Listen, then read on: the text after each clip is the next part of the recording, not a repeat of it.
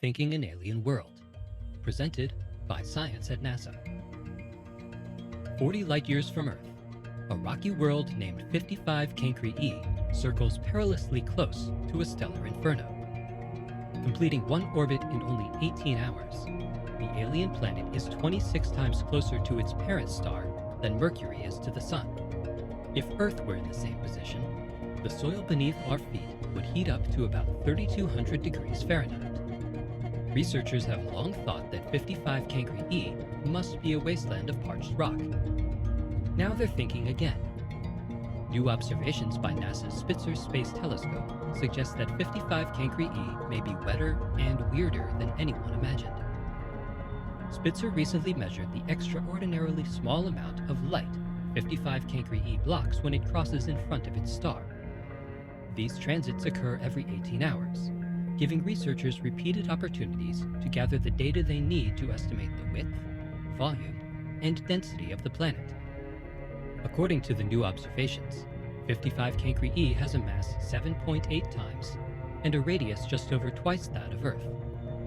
Those properties place 55 Cancri E in the super-Earth class of exoplanets, a few dozen of which have been found. Only a handful of known super-Earths, however, cross the face of their stars as viewed from our vantage point in the cosmos, so 55 Cancri E is better understood than most.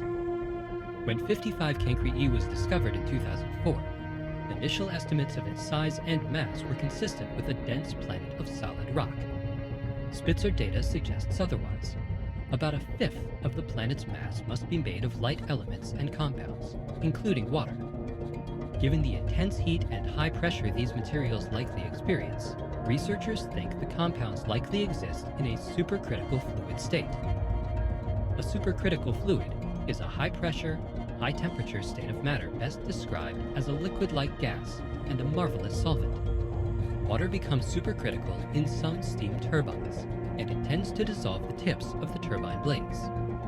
Supercritical carbon dioxide is used to remove caffeine from coffee beans, and sometimes to dry clean clothes. Liquid-fueled rocket propellant is also supercritical when it emerges from the tail of a spaceship. On 55 Cancri E, this stuff may be literally oozing, or is it steaming out of the rocks? With supercritical solvents rising from the planet's surface, a star of terrifying proportions filling much of the daytime sky, and whole years rushing by in a matter of hours, 55 Cancri E teaches a valuable lesson.